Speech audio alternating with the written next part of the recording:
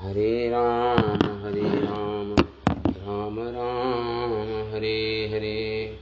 ओम नमो भगवते वासुदेवाय। ओम नमो भगवते वासुदेवाय। ओम नमो भगवते वासुदेवाय। नारायणं च नमस्कृत्यं नरं चैव नरोत्तमं देवीं सरस्वतीं व्यासं ततो जयमुदीरयेत्।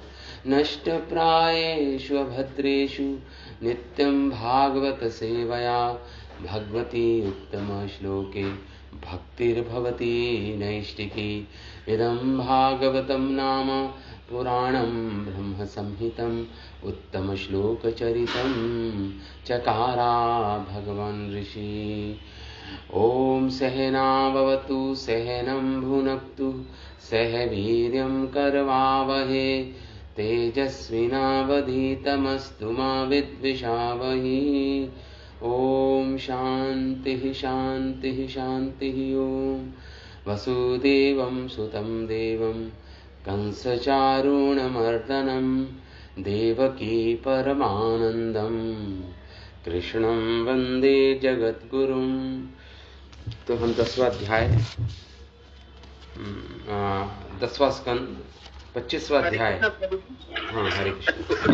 हाँ रिकॉर्डिंग शुरू करती है। तो श्री गोवर्धन जी को धारण भगवान ने किया इस अध्याय में। तो हम कल यही चर्चा कर रहे थे किस प्रकार इंद्र ने कुपित होकर वहां पे वर्षा आरंभ करती। संवर्तक नाम की मेघ जो प्रलय में जो प्रलय के लिए जिनको रिजर्व किया जाता है, जिनको प्रलय के लिए जो होते हैं, जब प्रलय होती है तो इतनी मूसलाधार वर्षा होती है कि सब कुछ जलमग्न हो जाता है। वो प्रलय वाले जो मेघ हैं, इंद्र ने उनको कहाँ भेज दिया? ब्रज में, ब्रज को डुबाने के लिए। यहाँ पे यही बोल रहे हैं। श्रीशुकवाचा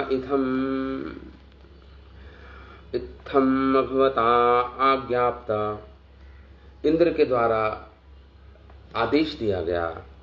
आदेश देने पर मेघा निर्मुक्त बंधना, वो जो संवर्तक जो मेघ थे वो उनको बंधन से मुक्त कर दिया गया।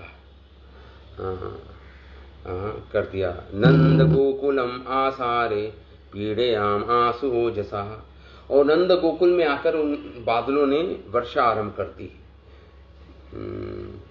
और मूसलाधार आसारे मूसलाधार वर्षा से पीड़यामास आसु ओजसा, और ब्रजवासियों को पीड़ित सताने लगे। वो मेघ, संवर्तक मेघ सताने लगा। ओजसा अपनी पूरी शक्ति से मूसलाधार बारिश आरंभ कर दी उसने। विद्योत्माना विद्युत भी स्तनन्तः स्तिनी तीव्र मरुत गणेन नुन्नः बभ्रशु जलशक्रः। और साथ ही साथ मेघों में बिजली क्रुंध रही थी। मेघों में बिजली की चमक से प्रकाशित हो रहे थे मेघ। इतनी बिजली वहां पे चमक रही थी। स्तन्नतः, और गर्जन हो रही थी मेघों में, अति तीव्र गर्जन हो रही थी। और बहुत ही भयानक, तीव्र मतलब बहुत ही भयानक रूप से बिजली क्रोंद रही थी। काले काले मेघ, संवर्तक मेघ वहां पे उपस्थित हो गए थे और मूसलाधार वर्षा कर रहे थे। मरुत गणेन उन्नः बभ्रशु जलशक्रः। और मरुत देव भी आ गए सारे। आंधी चल रही थी, तूफान चल रहा था। मरुत गण जो वायु देव होते हैं, इनके द्वारा अति तीव्र गति से वायु प्रवाहित हो रही थी। वृतु जल शकरा, और जल शकरा मतलब ओले, शील मतलब ओले पड़ रहे थे। जल से ज्यादा तो ओले पड़ रहे थे वहां पे। और जल की बूंदे भी ऐसी थी जैसे मानो खंबा हो, स्तंभ हो किसी भवन के, बड़े बड़े खंबे की तरह वर्षा की बूंदें पड़ रही थी, ओले पड़ रहे थे, बरस रहे थे। ये सुखदेव गोस्वामी वर्णन करते हैं ब्रज में ये दृश्य, इस दृश्य का। स्थूणा स्थूल वर्षधारा, स्थूणा मतलब खंभों की तरह वर्षधारा थी। मुंचत्सु अभ्रेषु अभिक्षण, और जो अभ्रेषु मतलब जो बादलों में से निरंतर गिर रही थी बड़ी बड़ी बूंदें। जल ओघे प्लायमाना, और इतनी तीव्र गति से जल वर्षा हो रही थी कि सारा ब्रज डूब रहा था, पानी में निमग्न हो गया सारा ब्रज। ओघे जल की बाढ़ से, प्लायमाना मतलब डूब गया ब्रज जलमग्न होकर। भूना अदृश न उन्नतः, न अति न उन्नतः, इतना पानी भर गया था, इतना अंधेरा छा गया था, इतना घंघोर बादल और आंधी तूफान थे उपस्थित था वहां पे, कि ब्रजवासी को ये नहीं पता चल रहा था कौन सा नीचा स्थान है, कौन सा ऊंचा स्थान है, कहाँ गड्ढा है, कहाँ नहीं है, कुछ नहीं दिख रहा था उनको, कुछ भी नहीं अनुभव में आ रहा था। ना अदृश्य, कुछ दिखलाई नहीं पड़ रहा था उनको। ना अतौ न उत्तमा, ना कोई ऊंच नीच भूमि, कहाँ ऊंची भूमि है, कहाँ नीच भूमि है, कुछ भी समझ नहीं आ रहा था ब्रजवासियों को। अति असार अतिवातेन पशवः जात वेपनः, अति असार मतलब अति वर्षा हो रही थी, और अति वात तेज गति से वायु प्रवाहित हो रही थी, अतिवात। पशवो जात वेपना, जो पशुजन थे वो कप कपाने लगे, इतनी ठंड हो गई थी, कप कपाने लगे। जात वेपना, कांपते हुए। गोपा गोप्यस्य शीतार्तः, गोपजन गोपियां सभी शीत आर्ता, शीत इतनी ठंड हो गई थी कि सब दुखी आर्त हो गए थे, सब दुखित थे, वेदना अनुभव कर रहे थे ठंड की। गोविंदम शरणम ययु, और वो इस अवस्था में भगवान गोविंद की शरण में गए। गोविंदम शरणम ययु, तो भगवान गोविंद की शरण में पहुंचे वो सारे ब्रजवासी, पशुजन, सब वृद्ध गोपियां, गोपजन, बालिकाएं, बालक, गौएं, बछड़े, सांड, बैल, सारे पशुजन भगवान गोविंद की शरण में गए। ऐसा सुखदेव गोस्वामी वर्णन करते हैं। गोविंदम शरणम ययौ। शीरा, आगे कह रहे हैं सुखदेव गोस्वामी, शीरा सुतांशकायेन प्रच्छाद्ये असार पीड़ितः दीपमाना भगवता पादमूलम उपाययु। और अपने सिर को छुपाते हुए, यहाँ पे गोपियों की भी बात हो रही है, गोपों की भी बात हो रही है, गौओं की भी बात हो रही है, अपने बछड़ों को अपने सिर को झुकाते हुए, और अपने चकायन, अपनी काया से, अपने शरीर से, अपने चारों टांगों के बीच में अपने बछड़ों को रखा हुआ था सारे गौओं ने, उनको बचाने के लिए अति वर्षा से, अति वात से। और इस प्रकार गोपों ने भी, गोपियों ने भी अपने अपने बच्चों को अपने शरीर के अंदर छुपाया, शरीर से छुपाया, उनकी रक्षा करने का प्रयास कर रहे थे गौएं और गोपियां और गोप। कायेन प्रच्छाद्य, ढक प्रच्छद्य मतलब ढककर, असार पीड़ितः, क्योंकि सभी अत्यंत पीड़ित थे। असार मतलब अति वर्षा से अत्यंत पीड़ा का अनुभव कर रहे थे, दुखी थे। वेपमानः, और ठंड से कपकपा रहे थे, कंपन हो रहा था शरीर में। वेपमानः भगवता पादमूलम उपाययु। और इस अवस्था में, इस वेदना के साथ, दुख के साथ, कपकपाते हुए, किसी तरह गिरते पड़ते भगवान कृष्ण के चरणों में जा गिर पड़े। भगवान कृष्ण के चरणों, पादमूलम, उनके चरणों के मूल में, उनके चरणों के तलों में जाकर गिर पड़े सारे ब्रजवासी, पशु, सारे जन। तो यहाँ पे पाद मूलम, भगवान के चरणम, चरणों का आश्रय लिया उन्होंने। कहने का अर्थ ये है भगवान के चरणों का आश्रय लिया। हमारे आचार्य लिखते हैं कि भगवान ने कई बार ब्रजवासियों की रक्षा की। अपनी दृष्टि से जब विष पान किया था सारे ब्रजवासियों ने, अपनी दृष्टि से उनको पुनः जीवित कर दिया था भगवान ने। अपनी दृष्टि से रक्षा की, उनकी रक्षा अनेक असुरों से की, जिनका वध भगवान ने अपने हस्त कमलों से किया था।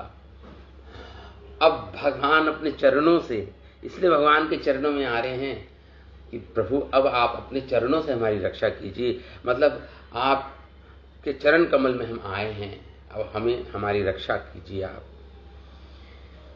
इस प्रकार जो दृश्य है, कहीं बच्चे, छोटे छोटे बच्चे जो डूब रहे थे, उनको उठाकर बछड़ों को, गौएं, गोपियां सब कृष्ण के कोई चरण में पड़ रहा है, कोई रो रहा है, कोई भगवान को देख रहा है, एक टक दृष्टि से देख रहा है कि भगवान में करुणा आएगी हमारे प्रति, हमारी इस बेहाल को देखकर।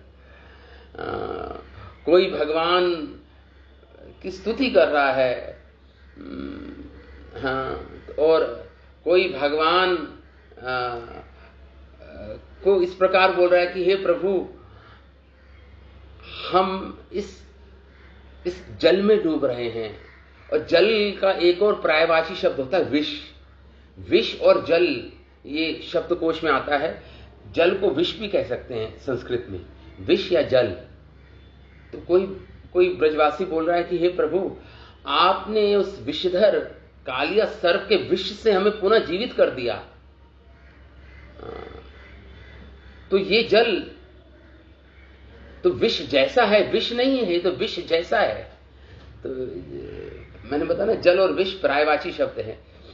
तो जल जैसा, उसको विष बोल देते हैं। जो जल जैसा हो, जो विष जैसा हो, उसको जल भी बोलते हैं। तो आपने तो असली विष से, वास्तविक विष से हमारी रक्षा की, हमें पुनः जिंदा किया अपनी दृष्टि से। और ये जो जल है जिसमें हम डूब रहे हैं, ये तो विष भी नहीं, तो विष जैसा प्रतीत हो रहा है। इससे आप हमारी क्यों नहीं रक्षा कर रहे? क्यों आपके हृदय में करुणा नहीं उत्पन्न हो रही हमारे प्रति? हम डूब रहे हैं। इस प्रकार ये दृश्य वहां पे प्रस्तुत कर रहे हैं सुखदेव गोस्वामी।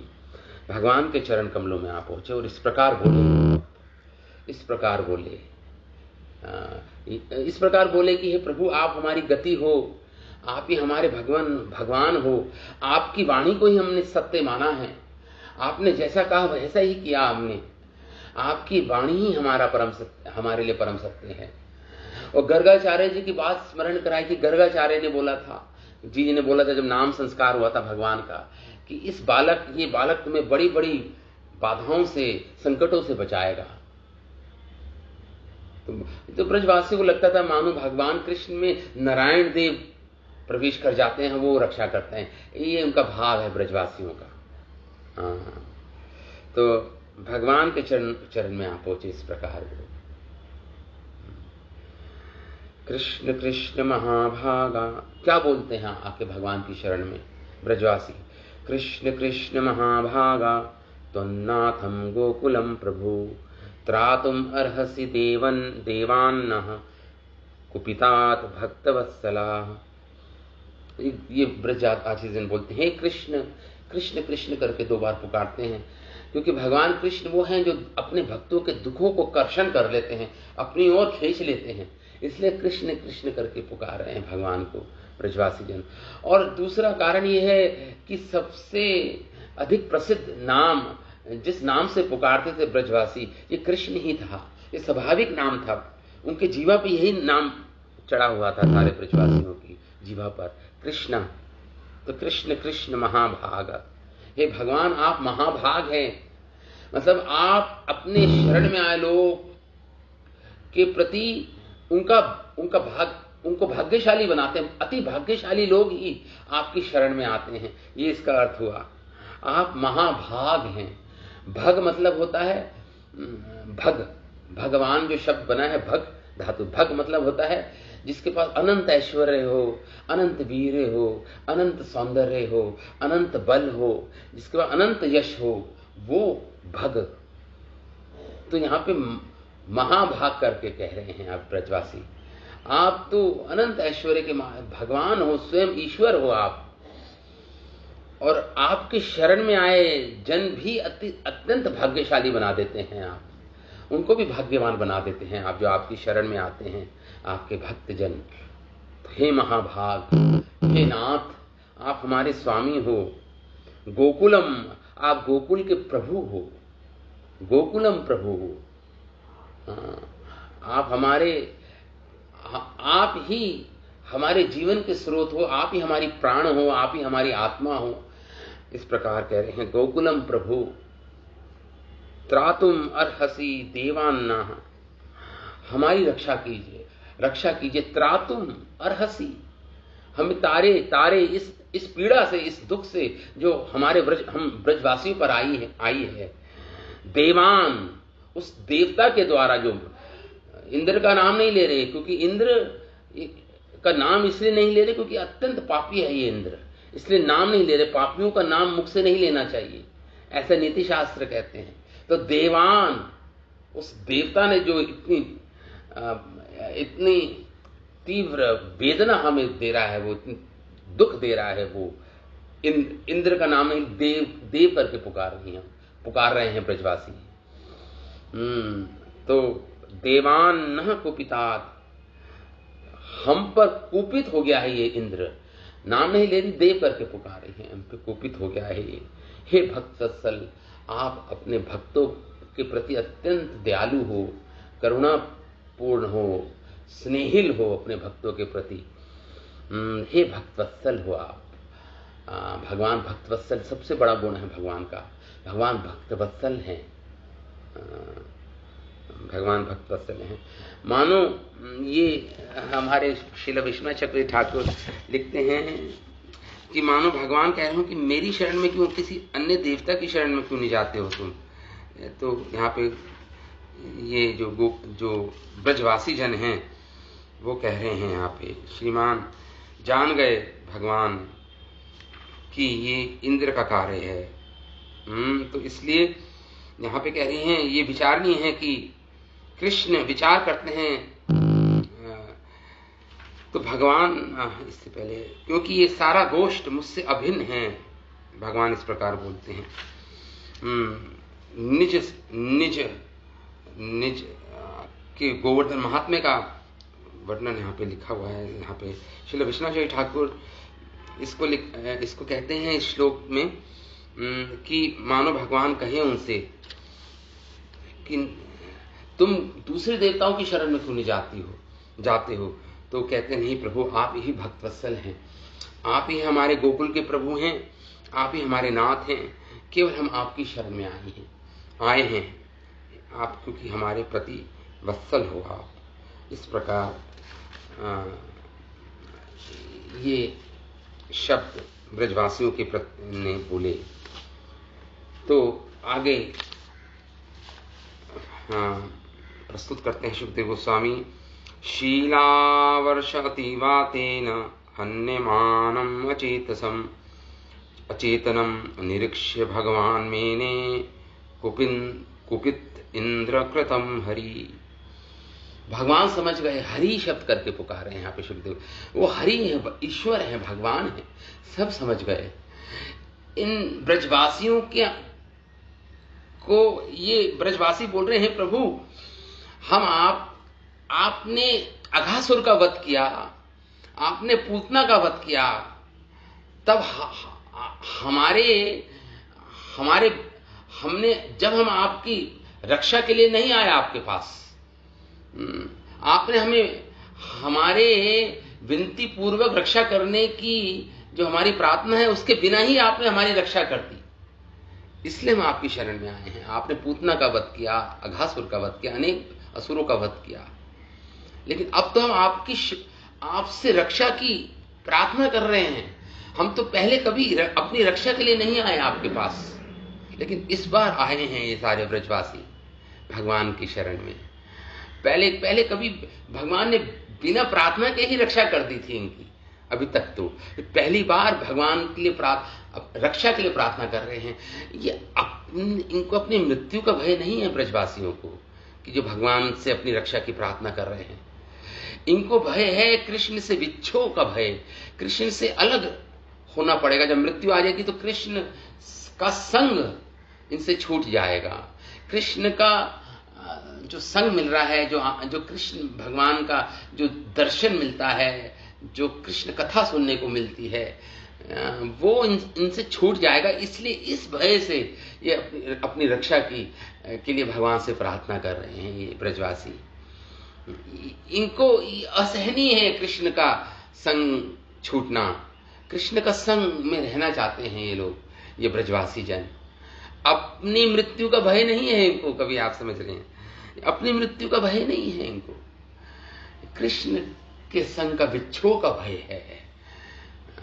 इसके कारण अपनी रक्षा के लिए भगवान से प्रार्थना कर रहे हैं ये इन शब्दों के द्वारा। त्रातुम अर्हसि देवान, हे देव, ये कुपित है ये देव हम पर, आप भक्त वत्सल हैं, आप हमारी रक्षा करने के लिए भगवान हमें उन्होंने भगवान कृष्ण को सर्वस्व मान रखा था, और भगवान कृष्ण उनके प्रेम को अंगीकार कर चुके थे, स्वयं भगवान भी। आगे, शीला अति वर्ष अति वातेन हन्यमानम। कुछ कुछ ब्रजवासी जन तो मूर्छित हो रहे थे, इतनी तेज मूसलाधार वर्षा और ओले पड़ रहे थे, इतनी अति तेज वायु बह रही थी कि अचेत अवस्था में मूर्छित होकर गिर रहे थे, फिर पुनः चेतन होते और फिर पुनः मूर्छित होकर गिर पड़ते ये ब्रजवासी। क्यों? क्योंकि शीला वर्षा अतिवातेना, शीला मतलब बारिश से तो ज्यादा ओले पड़ रहे थे, इतने अधिक मात्रा में वर्षा और अतिवातेना वायु के कारण। निरीक्ष्य भगवान मैंने कुपित इंद्राकृतम हरि, वो हरि भगवान ने निरीक्ष्य देखा, निरीक्ष्य भगवान ने देखा, निरीक्षण किया। निरीक्ष्य भगवान शब्द करके पुकार रहे हैं सुखदेव गोस्वामी। निरीक्ष्य भगवान मैंने, और मनन किया भगवान ने, मैंने मतलब विचार किया। देखिए, भगवान का देखना, भगवान का विचार करना, भगवान का कोई निर्णय लेना, ये सब क्षणों से भी थोड़ी सी मात्रा में ये सब हो जाता है। भगवान को भी अलग से विचार नहीं करना होता, अलग से देखना नहीं होता। भगवान का देखना ही भगवान का विचार करना है, भगवान का विचार करना ही भगवान की क्रिया है। ये सब एक ही है, कोई अंतर नहीं है भगवान में। तो भगवान फिर भी लीला दृष्टि से भगवान ने विचार किया। कुपित इंद्राकृतम हरि, ये करतूत कृतम ये इंद्र की है जो कुपित हो गया है, उसकी पूजा नहीं हुई, उसका यज्ञ नहीं हुआ इंद्र का, इसलिए कुपित हो गया है। भगवान ये पहले से ही जानते थे, इन ब्रजवासियों की आर्थ दशा को से पहले ही भगवान जानते थे कि इंद्र का कृत्य है, ये सब भगवान जान गए थे। भगवान हरि है, क्यों? क्योंकि भगवान है वो, हरि शब्द करके यहाँ पे सुखदेव गोस्वामी पुकार रहे हैं। हरि कुपित इंद्र कृतम हरि। आगे कहते हैं अपहरितु अति उल्बणम। अब भगवान सोच रहे हैं, मन में विचार कर रहे हैं, भगवान विचार कर रहे हैं, कुछ बोल नहीं रहे, भगवान विचार कर रहे हैं। अपने भक्त जनों जो उनकी शरण में आए हैं, उनकी ये दशा देखकर, दुर्दशा देखकर, उनके दुख को समझकर, उनकी वेदना को समझकर भगवान विचार कर रहे हैं, अपने अंदर विचार कर रहे हैं, कुछ बोले नहीं भगवान। अपरितु, भगवान विचार कर रहे हैं, अरे ये तो कोई ऋतु नहीं है, ये तो दीपावली का अगला दिन है, ये तो कार्तिक मास है, ये शरद ऋतु है, ये कोई वर्षा ऋतु तो खत्म हो गई, ये तो शरद ऋतु है, इसमें इतनी अति वर्षा, अति वात, अति ओले, ये कैसे संभव? अति उल्बणम घनघोर वर्षम अतिवातम, अतिवात शिलामयम ओले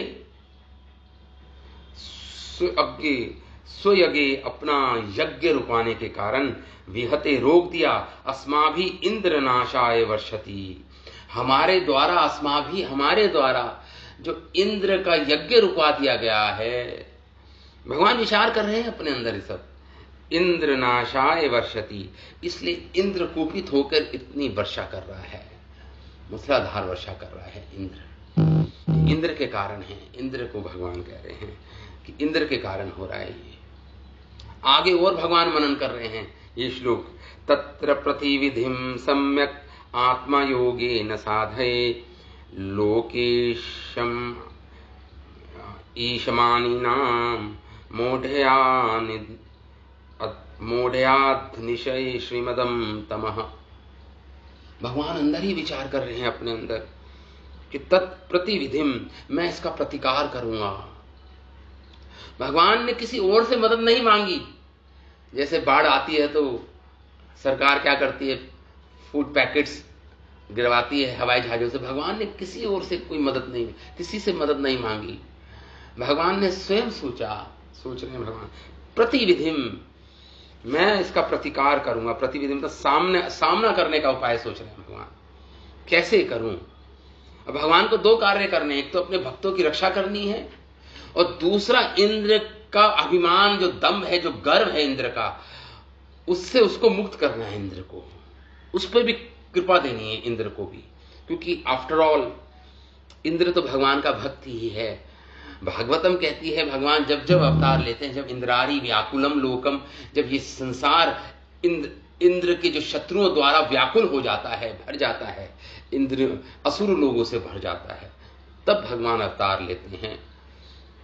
तो भगवान को अपने भक्त इंद्र, जो अभी अभिमान से अंधा हुआ है, दंभ से अंधा हुआ है, उसका अभिमान चूर करना है भगवान को, और इससे उस पर कृपा देनी है उसको भी, भगवान को, और अपने भक्तों की भी रक्षा करनी है भगवान को, प्रतिकार करना है। प्रतिविधिम सम्यक, पूर्ण रूप से मैं, सम्यक मतलब पूर्ण रूपेण, कंप्लीटली मैं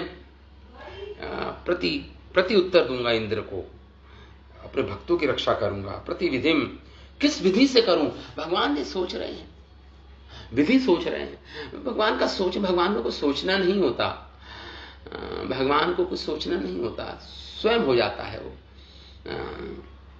सम्यक आत्मयोगेन साधये, भगवान कहते हैं मैं अपनी आत्मयोग से, अपनी योग शक्ति से, अपनी योग माया शक्ति से मैं अपना इस कार्य को साधूंगा, अपने ब्रजवासियों की रक्षा करूंगा और इंद्र अभिमान को नष्ट करूंगा।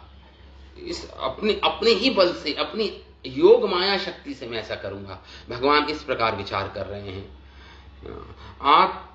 सम्यक आत्मयोगेन साधये, उसको साधन बनाऊंगा, इससे साधूंगा इस कार्य को। लोकीशमानि नाम मूढ़्या, ये मूढ़्या मतलब मूढ़ लोग, ये मूर्ख जो होते हैं, ये मूर्ख इंद्र जैसे देवता जन, अपने आप को लोकेशमानिना, अपने आप को लोकपाल मानते हैं, लोक ईश्वर मानते हैं, अभिमान के कारण, धम के कारण अपने आप को ईश्वर मानने लगते हैं। उनको थोड़ी सी पावर क्या मिल जाती है, शक्ति क्या मिल जाती है, अपने आप को ईश्वर मानना शुरू कर देते हैं। तो भगवान यही कह रहे हैं, लोक ईश मानिना, अपने आप को लोकपाल मानते हैं, अपने आप को लोक ईश्वर मानना आरंभ करते हैं ऐसे जन। मूढ़, ऐसे लोग मूढ़ होते हैं, मूर्ख होते हैं। अनिश्चय श्रीमद्दम तमः, और यहां पे लिखा है मानिनः मोड्यात् हनिश्चय। हनिश्चय मतलब इनका इस मूर्खता का, इस दंभ का, इस अभिमान का मैं हनन करूंगा। हनिश्चय, हनन करूंगा, इसको नष्ट करूंगा, पराजित करूंगा इस अभिमान को। श्रीमदम तमः, जो श्री का मद है, धन का मद है, विद्या का मद है, पद का मद है, कोई ये सारे जो मद है ना हमारे जीवन में, ऐश्वर्य का मद, धन का मद, यश का मद, अपनी विद्या का, अपने उच्च कुल में जन्म का मद, इतने सारे मद हम धारण करते, अपने आप को मद हमारे ऊपर रहते हैं ना, इतने सारा अहंकार हमारा बना रहता है, हमारे पास ये है, वो है, ये है, वो है। इतनी सारी उपाधियां हम अपने आप को देते हैं, मैं ये हूं, मैं वो हूं, मैं वो हूं। सारी उपाधियां हैं ये, इसका संबंध आत्मा से नहीं है कुछ भी।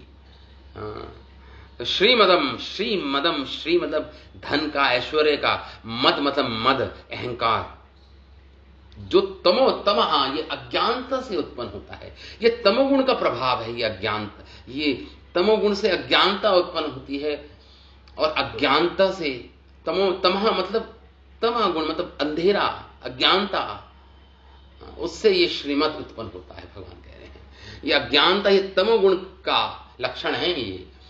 ये दंभ, अभिमान, गर्व।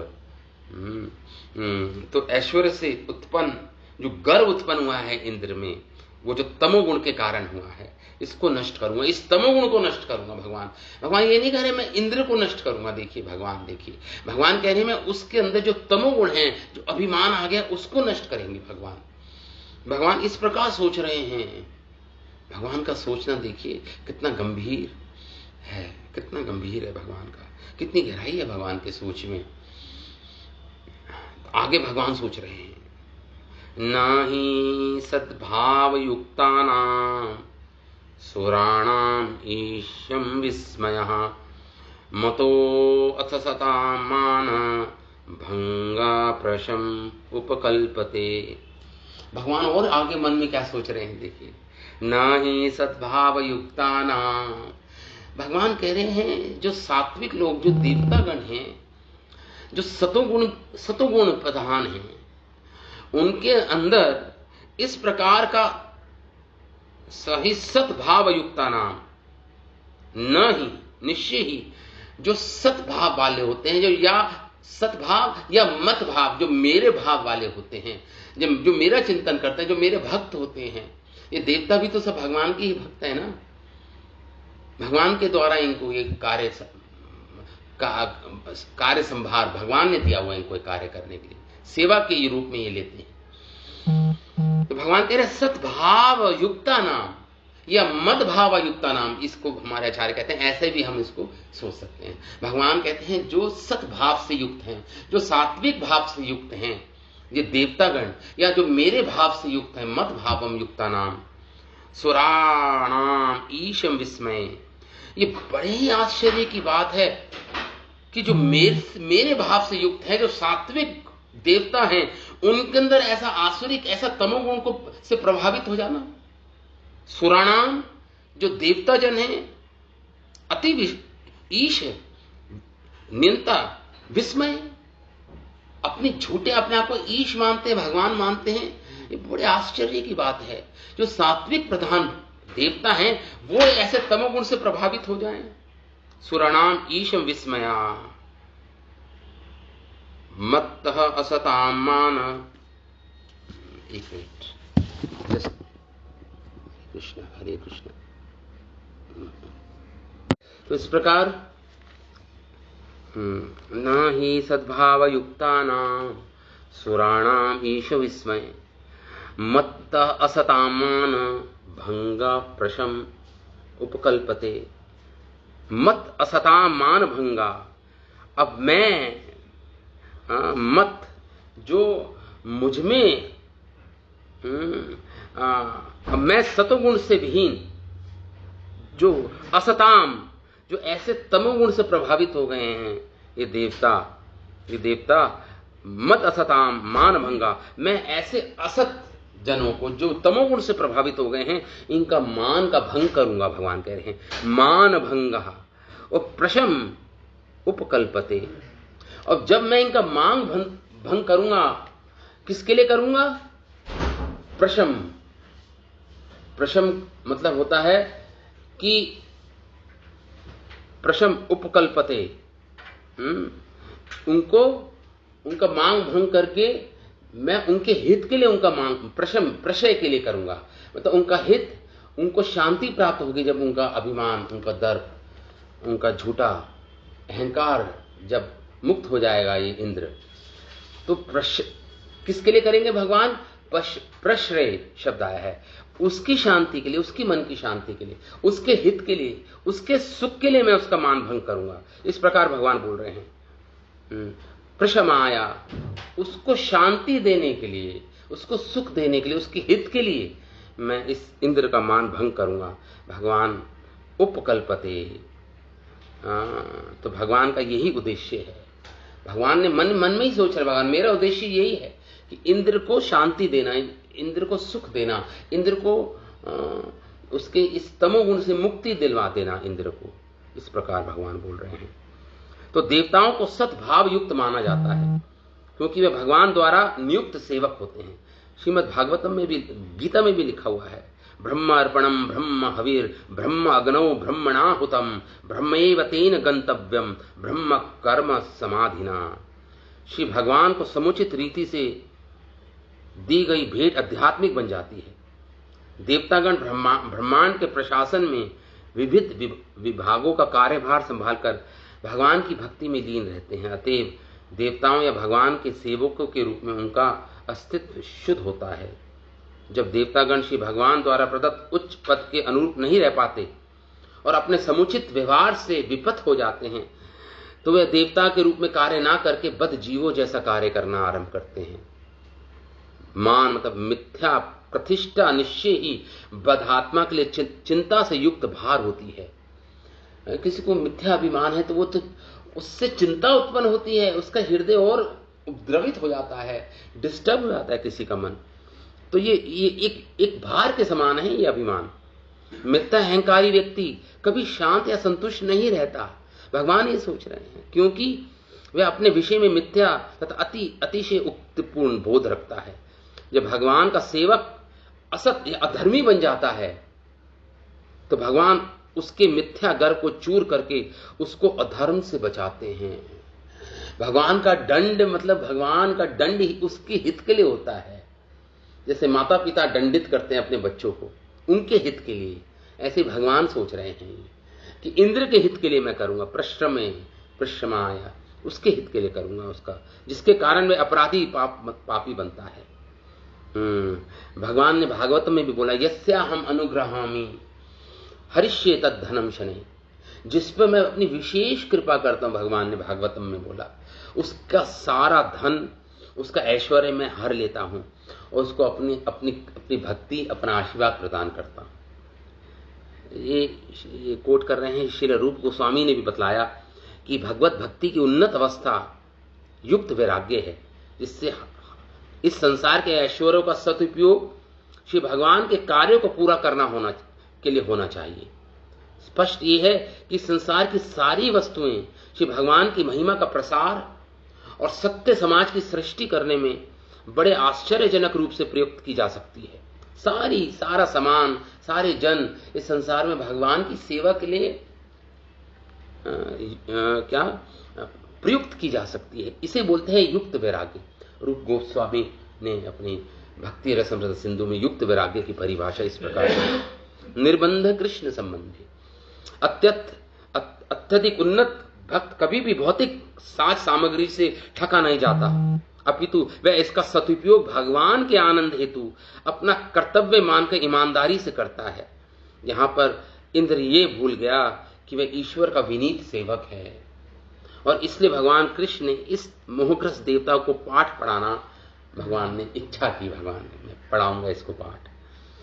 तो इस प्रकार आगे सुखदेव गोस्वामी वर्णन करते हैं, तस्मात् मर्शरणम गोष्ठम मन्नाथम मत परिग्रहम गोपाये स्व आत्मयोगेन सोयम मे व्रत आहिता। भगवान कह रहे हैं जी, जो ब्रजवासी जन हैं, पशु पक्षी जो भी हैं ब्रज में, मत शरणम, जिनका एकमात्र शरण मैं ही हूं जिनकी। भगवान इस प्रकार, देखिए भगवान भी करुणा से युक्त हो गए हैं। भगवान का हृदय, भगवान का अंग प्रत्यंग करुणा से भर गया है भगवान। तो हमारे एक आचार्य तो कहते हैं भगवान ने ब्रजवासी जो इंद्र डुबाना चाहता था बाढ़ से, जल की बाढ़ से डुबाना चाहता था, भगवान ने उससे अधिक करुणा की वर्षा करके उनको पहले तो अपनी करुणा में ही डुबा दिया। इन सारे ब्रजवासियों को अपनी करुणा से युक्त हो गए भगवान। कहते हैं करुणा अलंकृत हो गए भगवान, ये शब्द आया है। करुणा अलंकृत मतलब दया अलंकृत, मतलब अलंकृत हो गए भगवान, सुसज्जित हो गए अपनी दया से। भगवान सजा लिया, भगवान ने अपने आप को अपनी दया से सज गए, भगवान अलंकृत हो गए भगवान, और अपनी दया से इन ब्रजवासियों को अपनी करुणा से उसमें डुबा दिया। उससे अधिक, इस जल से अधिक अपनी करुणा में डुबा दिया भगवान। तो मत, भगवान कह रहे हैं तस्मात् मत शरणम, इनकी शरण्य मैं ही हूं केवल। घोष्टम, ये मेरे गोप समुदाय है। मत नाथम, जो मुझे ही अपना नाथ मानते हैं, मुझे ही अपनी गति शरण्य मानते हैं। मत परिग्रहम, परिग्रह का मतलब होता है वस्तुओं को जोड़ना, परिग्रह का अर्थ होता है परिवार भी। ये मेरा अपना परिवार है, ये मेरा अपना परिवार है। भगवान कह रहे मत परिग्रहम, ये मेरा अपना परिवार है, मेरे ही जन है, ये मेरा ही परिवार है। ये गोपाय, मैं इनका गोपाय मतलब इनकी रक्षा करूंगा, गोप मतलब रक्षा करूंगा इनकी। स्व आत्मयोगेन, अपनी योग शक्ति से, अपनी योग माया शक्ति से।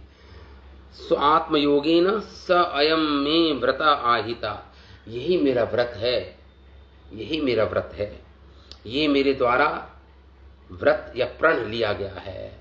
भगवान मन में ही सोच रहे हैं। रामायण में भी आता है, भगवान राम कहते हैं कि जो मेरी शरण में आता है, और 3 बार कहता है कि हे राम मैं आपका हूं, मैं आपका हूं, मैं आपका हूं। तो भगवान कहते हैं मैं उसको अपने से भी ऊंचा मानता हूं, अपने से भी ऊंचे पद पे मानता हूं, और उसके पूर्ण रूपेण उसकी रक्षा करता हूं। ये भगवान का व्रत है। ये व्रत भगवान का गीता में भी है। सर्वधर्मान परित्याज मामेकम शरणम व्रज अहम त्वाम सर्व पापेभ्यो मोक्षयिष्यामि मा शुचा। ये भगवान का व्रत है। गीता में भी भगवान ने व्रत लिया है। तो भगवान यही कह रहे हैं मैं अपने भक्तों की रक्षा का मैंने व्रत लिया हुआ है, तो निश्चित मैं रूप से इनकी रक्षा करूंगा। मत शरणम, भगवान कृष्ण ब्रजवासियों के एकमात्र आश्रय थे। यह अपितु यह भी कि भगवान ने उनके बीच अपना घर बना रखा था। श्रील विश्वनाथ चक्रवर्ती ठाकुर कहते हैं इस प्रकार शरणम शब्द घर या रक्षक का द्योतक भी है। वृंदावन वासियों ने भगवान कृष्ण को अपना प्रिय बालक, मित्र, प्रेमी, प्राण मान रखा था, और भगवान उनकी भावनाओं का आदान प्रदान करते थे। इस प्रकार भगवान कृष्ण इन भाग्यशाली लोगों के बीच रहते हुए उनके घरों, उनके खेतों में विचरण करते थे। स्वाभाविक है कि ऐसे घनिष्ठ भक्तों की सभी प्रकार से भगवान रक्षा करेंगे। आगे भगवान इति उक्त्वा एकेन कृत्वा गोवर्धनम अचलम ददार लीलया विष्णु छत्राकम इव बालकः। और ऐसा भगवान ने सोचा या कहा इस प्रकार, कृत्वा भगवान ने अपने दोनों हाथों से गोवर्धन जी को उठा लिया, गोवर्धन जी को उठाया, और फिर दोनों हाथों से फिर अपने बाएं हाथ में भी नहीं, एक कनिष्ठा सबसे छोटी उंगली में, और सबसे छोटी उंगली में भी नहीं, नख पर, छोटी उंगली के नख पर, नाखून पर भगवान ने गोवर्धन जी को धारण कर लिया। तो यहां पे यही बोल रहे हैं इति उक्तेन हस्तेन कृत्वा गोवर्धन अचलम। वो जो गोवर्धन जो अचल है, उस गोवर्धन को भगवान ने हस्तेन अपने हाथों पर उठा लिया। यहां पे सुखदेव गोस्वामी ने ये नहीं बोला किस हाथ पे उठाया, हमारे आचार्य ने कह रहे हैं बाएं हाथ पर उठाया। बाएं हाथ में भी नहीं, कनिष्ठा सबसे छोटी उंगली पर उठाया भगवान ने, और सबसे छोटी उंगली पर भी नहीं, अपने नख, बाएं हाथ की सबसे छोटी उंगली के नख पर भगवान ने गोवर्धन जी को धारण कर लिया भगवान ने। दधार लीलया, भगवान ने धारण कर लिया, दधार लीलया, हाँ लीला है भगवान की, लीलया बड़ी सरलता से। ऐसे हमारे आचार्य कहते हैं गोवर्धन जी इतने हल्के हो गए थे जब भगवान ने उठाया, गोवर्धन जी खुद ही उठ गए। इतना भगवान के हस्त कमल का स्पर्श पाके गोवर्धन जी, क्योंकि चिन्मय है गोवर्धन, कोई जड़ वस्तु नहीं है गोवर्धन जी, चिन्मय है भगवान की तरह, चिन्मय है। आध्यात्मिक जगत से उतर के आए हैं गोवर्धन जी भी भगवान की लीला में सहायता करने के लिए। तो गोवर्धन जी इतने आनंद विभोर हो गए कि स्वयं पुलकित हो गए गोवर्धन जी भगवान का हस्त स्पर्श पाकर, कि स्वयं मानो गोवर्धन जी स्वयं ही उठ गए हो। तधार लीलया, बड़ी आसानी से भगवान विष्णु छत्र काम इव बालकः, वो भगवान विष्णु करके पुकार रहे हैं यहाँ पे, वो साक्षात विष्णु हैं। इस प्रकार सुखदेव गोस्वामी कह रहे हैं साक्षात विष्णु है परीक्षित, वो भगवान है, वो ईश कृष्ण है। तो उनके लिए गोवर्धन ये आसानी से धारण कर लेना अपने बाएं हाथ की कनिष्ठा के नख पर, ये कोई बहुत बड़ा काम नहीं है भगवान के लिए। भगवान तो पूरे ब्रह्मांड को, अंड को विष्णु महान इह यस्य कला विशेषो गोविंदमा अंडंतस, भगवान हजारों करोड़ों ब्रह्मांडों को भगवान के एक एक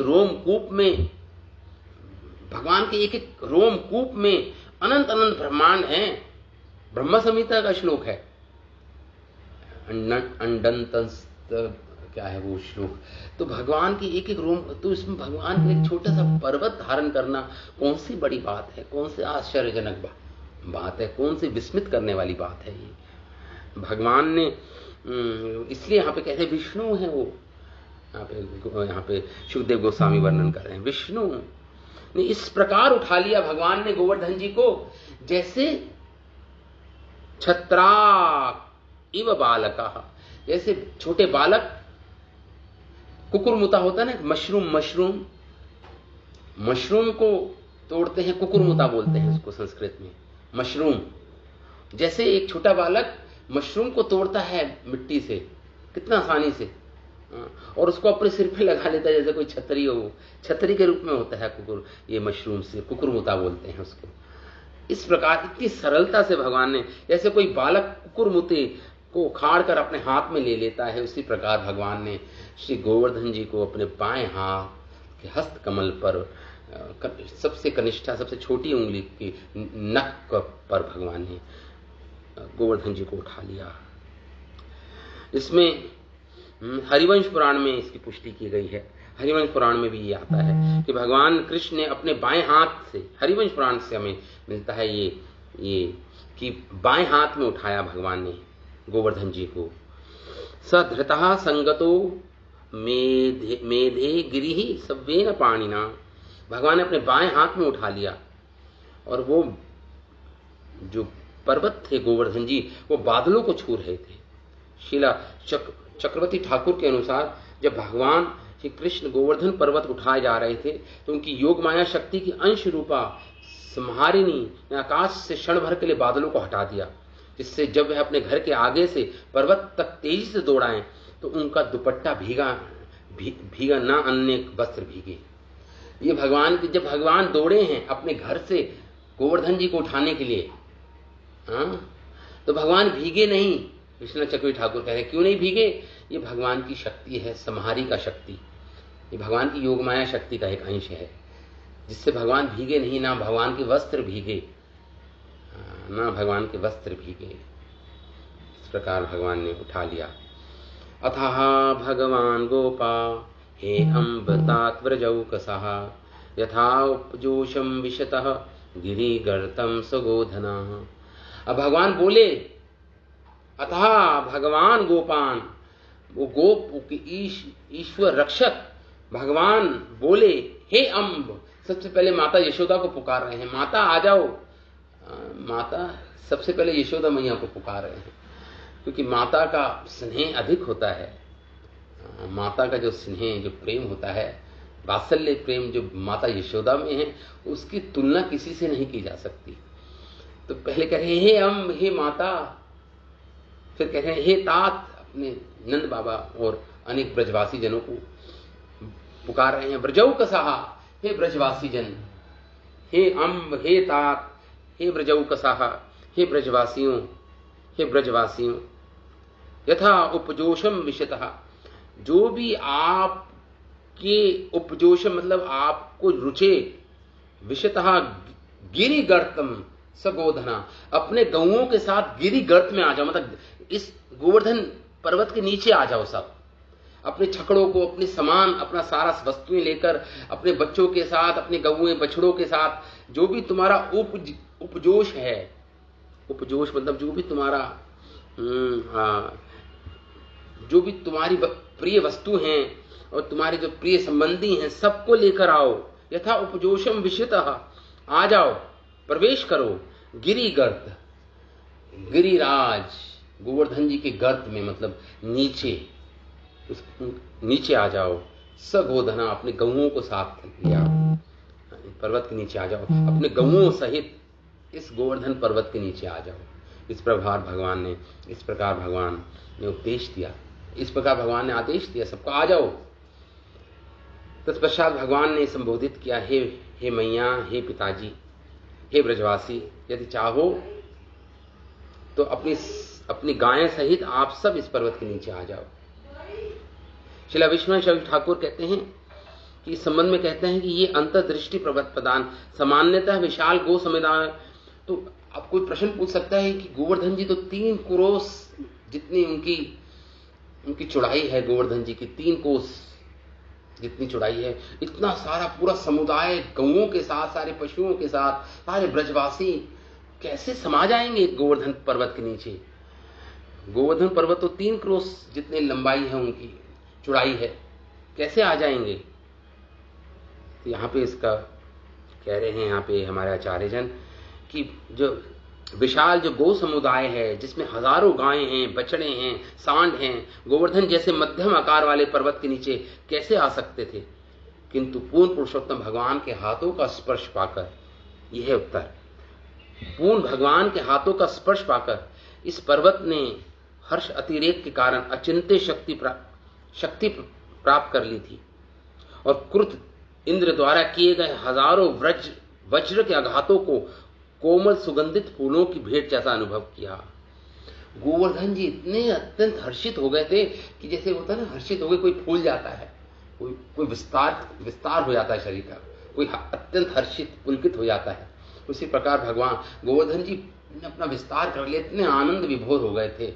और जो वज्रपात कर रहा था इनके ऊपर इंद्र, उसका अनुभव किस प्रकार कर रहे थे ये गोवर्धन जी? जैसे कोई फूलों की वर्षा कर रहा हो, इस प्रकार अनुभव कर रहे थे। सुगंधित कोमल फूलों की भेंट जैसा कोई अनुभव कर रहे थे वज्रपात को इंद्र की। ये गोवर्धन जी का प्रेम, उनका इसलिए हरिदास वरे करके राधा रानी ने पुकारा इन्हें। श्रीमद् भागवत में आता है, हरिदासों में सबसे वरिष्ठ, सबसे उच्चतम भक्त हैं गोवर्धन जी। तो इस प्रकार हरिवंश पुराण में से स्वयं भगवान कृष्ण के वचनों को भी बताया है। ये गोवर्धन पर्वत तीनों लोगों को शरण दे सकता है, केवल ब्रजभूमि की तो बात ही क्या। तो देखो, जब भगवान सबको कह रहे थे आ जाओ, तो सब थोड़े से विस्मित थे, अरे सब थोड़ा डर रहे थे, सब डर रहे थे। ये गोवर्धन पर्वत, फिर भगवान ने बोला तीनों लोगों को शरण दे सकता है, तुम इसकी चिंता मत करो, तुम कैसे समाओगे इसके गर्त में, इस गोवर्धन जी के गर्त में। केवल ब्रजभूमि की तो बात ही क्या, तीनों लोगों को भी शरण दे सकता है, समा सकता है अपने नीचे। जब इंद्र का आक्रमण शुरू हुआ, भगवान कृष्ण ने पर्वत उठा लिया, तो पर्वत के अगल बगल खड़े जितने भी मृग थे, जंगली सूअर थे, पशु थे, वे सब पक्षीगण पर्वत की चोटी पर चढ़ गए। पर्वत की चोटी तो बादलों के ऊपर इतनी थी कि बादलों के ऊपर थी चोटी, तो उस पर चढ़ गए। वहां पे तो वर्षा नहीं हो रही थी, बादल तो नीचे थे चोटी से, तो वर्षा तो संवर्तक बादल, और उन्हें तनिक भी व्यथा का अनुभव नहीं हुआ। जो गोवर्धन जी के ऊपर थे वो और ऊपर चढ़ गए, बिल्कुल चोटी पर चढ़ गए थे सारे पशुजन, पक्षीजन। इस प्रकार ये वर्णन हुआ कि किस प्रकार भगवान ने नात्रासम इह वा कार्य मदहस्त अद्रि निपातनात् वातवर्षा भयेनालम तत्राणम विहितम हि वह न त्रास इह वा कार्य। तुम घबराओ मत, भय मत करो, क्योंकि सारे ब्रजवासी भयभीत थे।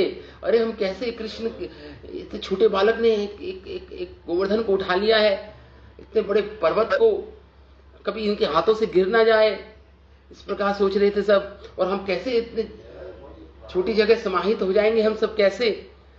तो भगवान बोलते हैं ना त्रास, भय मत करो। हाँ बस हो गया। न त्रास इह वा कार्य, इस कार्य से भयभीत ना हो। हाँ, मत हस्त अद्रि निपात, मेरे हाथों से गिरेगा नहीं। मत हस्त अद्रि निपात नाथ, मेरे हाथों से ये गिरी, ये पर्वत गिरेगा नहीं मेरे हस्त से। वात वर्षा भये न अलम तत्राणम विहितम हि वह, ये तुम्हारे रक्षा के लिए मैंने इस गोवर्धन को धारण किया है। वर्षा ओलों से, वात से, वायु से तुम्हारी रक्षा हो पाएगी। भय न अलम, इसलिए भय त्याग दो। अब तुम्हारे इस भय का उपाय मैंने कर लिया है, निदान कर लिया है तुम्हारे इस भय का। अलम तत्राणम, अपनी रक्षा के लिए, तुम्हारी रक्षा के लिए, विहितम ही था, ये तुम्हारी रक्षा के लिए मैंने गोवर्धन धारण किया है।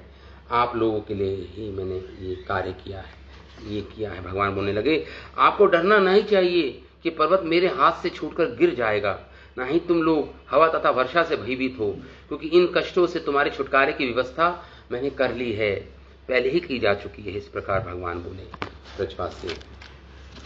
तो भगवान ने गोवर्धन पर्वत धारण कर लिया और अपने भक्त जनों की रक्षा के लिए, और अभी इंद्र का भी मान भंग करेंगे आगे, अभी आगे श्लोकों में आएगा। तो इस प्रकार ये गोवर्धन लीला का भी हम यहीं पे विराम देते हैं आज की कथा को। कल पुनः एकत्रित होंगे आगे की कथा लेकर। श्रीमद् भागवतम महापुराण की जय, शिल वेद व्यास मुनि की जय, शिला सुखदेव गोस्वामी महाराज की जय, शिल प्रभुपाद की जय। निताय गौर प्रेमानंद। हरि हरि।